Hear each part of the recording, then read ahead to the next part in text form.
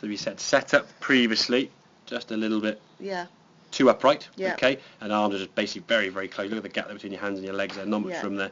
Now we've got a bit more space, and you're certainly a bit more over the ball there with your spine angle. We're roughly looking for 90 degrees, and we're not far with it. If I'm being picky, we could possibly go a little bit more, but I think at the moment you're comfortable and you're hitting the ball okay. Yeah. Just gradually, maybe over the next couple of weeks, just do it a little bit at a time, small little changes, rather than go too much too soon and feel terrible, Yeah. and then hit some bad shots, okay? Yeah. But ultimately, where you are there now, as we've seen with the shots you're getting, Yeah. a much better position. And what we'll notice now as we come back to golf ball, if we look at the same backswing position which you're getting, both backswings are pretty similar. Yeah. Okay.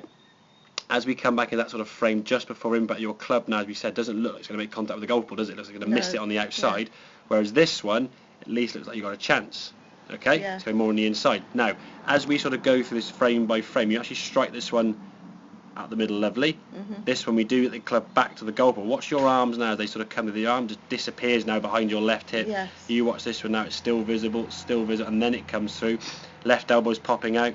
We're keeping things a lot more in. There's a left elbow a little bit there, but not so much. So these little tiny changes, you're not having to pull the arms in so much, because the club isn't in a position where it's going to actually probably potentially almost miss the ball or catch right on the heel. Yes. So what you would do, you're sort of trying to accommodate for the swing fault or the setup fault by pulling the club in towards you. Yeah. So to make good contact required a swing fault, which lost you distance and gave an open club face. Yeah. And if you didn't compensate, it was a miss it shot and the ball went 50 yards on the ground. Yeah, which is exactly what I was doing 3 to 2 shot, yesterday. exactly, yeah. That's So, right, yeah. so you're playing sort of what we call compensatory golf rather than, so let's just stand it better and then just swing the club through on a much better angle back to the golf ball. Yeah. Nice clean strike, still a little bit heely, but not as much. That'll be a little bit more towards the centre the more you're smidging further back and a bit more over, but don't go too much too soon. That's No, the thing. If okay.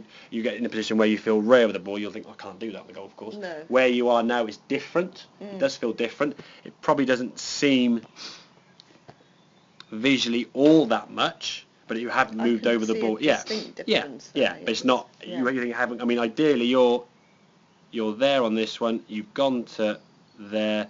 Ideally, we want to be there. So we're just sort of moving Just in, tiny exactly, bit, just tiny little bits. yeah. But we know that much difference. Setup feels like it's 3 or 4 'cause exactly. So even then I felt like I was leaning right and you over can it. see on here now it Yeah. was a very small little movement. Okay, Yeah. so small little movements there. Okay, Yeah. get the top of the backswing, and then from there now as you come back, the club's going to come back to the golf ball. Yeah. We can release through. So Yeah. make sense, yeah? Yeah, perfect. Good stuff. Yes. Right, a couple more then.